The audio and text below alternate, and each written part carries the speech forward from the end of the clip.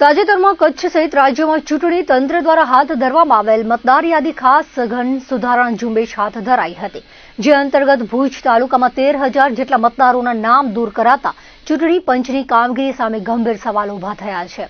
ભુજ તાલુકામાં મતદાર યાદી સુધારણા પ્રક્રિયા દરમિયાન મોટા પાયે મતદારોના નામ કમી કરવામાં આવ્યા છે. સ્થાનિકો અને સામાજિક આગેવાનોમાં ભારે રોષ જોવા મળી રહ્યો છે. આ અંગે આજે મોટી સંખ્યામાં લોકો એકઠા થઈને મામલતદાર કચેરી ખાતે આવેદનપત્ર પાઠવી પોતાની રજૂઆત કરી હતી. સામાજિક આગેવાન રફીકભાઈ મારાના જણાવ્યા અનુસાર માત્ર ભુજ તાલુકામાં જ અંદાજે 13,000 જેટલા મતદારોના નામ મતદાર યાદીમાંથી દૂર કરી દેવામાં આવ્યા છે. આ પ્રક્રિયામાં એવા લોકોના પણ નામ કાઢી નાખવામાં આવ્યા છે જેઓ વર્ષોથી તે જ વિસ્તારમાં સ્થાયી છે અને અગાઉ અનેક વખત મતદાન કરી ચૂક્યા છે. આશ્ચર્યની વાત એ છે કે આ યાદીમાં નાના વરનોરા ગામના વર્તમાન સરપંચ, તેમના પત્ની તેમજ 3 જેટલા પૂર્વ સરપંચોના નામ પણ કમી કરી દેવાયા છે.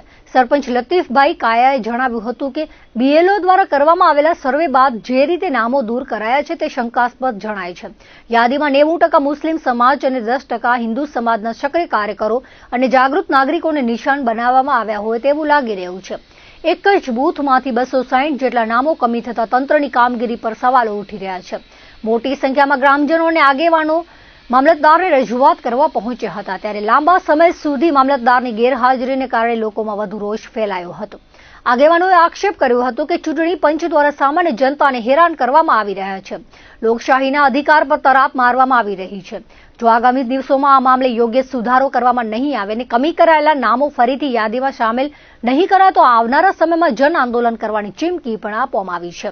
આ વેળાએ ભુજ તાલુકાના જુદા જુદા ગામોમાંથી અરજદારો મોટી સંખ્યામાં હાજર રહ્યા હતા. રજૂઆત એસઆઈઆર સામે, ચૂંટણી પંચ સામે, જે કચ્છની અંદર આખી ગુજરાતની વાત પર કચ્છની વાત કરું તો કચ્છમાં પણ ખાસ ભુજ, એમાં ભુજ તાલુકાની જો વાત કરીએ, ભુજ તાલુકામાં 13,000 મતદારો કમી કરવામાં આવ્યા. કમી કેવી રીતે એ લોકો નોટિસ આપવામાં આવી છે કે એ લોકોના નામ તમે નોટિસ આપી છે કે ભાઈ તમારા અહીંયા તમે રહેવાસી નથી, તમે એને આધાર પુરાવજો. ભાઈ નવાઈ ક્યારે લાગે? આટલા નામ તમે કમી કરો છો, બીએલઓ જો સર્વે કરી જાય છે એના પછી કમી કરો છો. મારે એ નવાઈ લાગે ગામનો સરપંચ જે છે એ સરપંચ એની ઘરોળી નામ નીકળવામાં આવે, 3 પૂર્વ સરપંચ એનું નામ કમી કરવામાં આવે. એટલે આ કયું છે? આ કઈ એસઆઈઆર છે? એક જ એજન્ડો ચાલી રહ્યું છે. એવું નથી કે ફક્ત એક સમાજને ટાર્ગેટ, એવું નથી. 90% મુસ્લિમ સમાજ, 10% હિન્દુ સમાજના પણ કાઢી નાખવા પડે. કેવા જે એક્ટિવિસ્ટ વ્યક્તિઓ છે એ લોકોને પણ કાઢી નાખવામાં આવે. આ ફક્ત એક માણસોને, લોકોને હેરાન કરવાનો પ્રયાસ છે. એક બૂથમાંથી 1,000ના બૂથમાંથી 260 જણા એક જ બૂથમાંથી કાઢી નાખવામાં આવતો, આ કેટલું યોગ્ય છે? આજે મામલતદારશ્રી પાસે રજૂઆત કરાયા છે. મામલતદાર કહે છે કે ભાઈ આ ગામ મારામાં નથી આવતા, આ ગામ મારામાં આવે છે. ભલે ઠીક છે, આપણા ગામમાં ઢોરી આવે છે, સુમરાસર આવે છે, કુનરી આવે છે, ધ્રંગ આવે છે. એ ગામમાંથી કેટલા નામ નીકળ્યા છે? એના રહેવાસીઓ પણ આવ્યા છે, એ લોકોના નીકળી ગયા છે નામ. એટલે ફક્ત એજન્ડો લોકોને હેરાન કરવાનો, પબ્લિકને હેરાન કરવાનો આ એક એજન્ડો ચાલી રહ્યો છે. ફક્ત કેમ માણસો હેરાન થાય? આજે આ લોકો, ગામના લોકો વચ્ચે સવારથી હેરાન છે. હજી મામલતદારશ્રી આવ્યા નથી. આજે 2-2.5 કલાકથી રાહ જોઈ બેઠા છે. કેમ કે એ લોકોને શું છે કે આવશું તો જવાબ દેવું પડે. જવાબ દેવો તો એ લોકોને જે છે એ પ્રમાણે ચૂંટણી પંચ સામે રાહુલ ગાંધીએ જયારે અવાજ ઉપાડ્યો ત્યારે પણ કીધું, રાજી ગઈ છીએ કે આ ચૂંટણી પંચ ચોર છે. કેમ કે આ લોકોને હેરાન કરવાનો પ્રયાસ કરી રહ્યો છે. એના બાબતે અમે આજે રજૂઆત કરવા આવ્યા છીએ મામલતદારશ્રીને. અને આગામી દિવસમાં જો સુધારો નહીં થાય તો આંદોલન રૂપે અમે મોટી પાયે પણ આંદોલન કરીને રજૂઆત કરશું. સરપંચ છું, નાના વનારાનું સરપંચ છું. આપણું નામ કાઢી નાખ્યો છે ચૂંટણીમાંથી. આપણે 45 વર્ષથી આપણે ચૂંટણી કરી છે.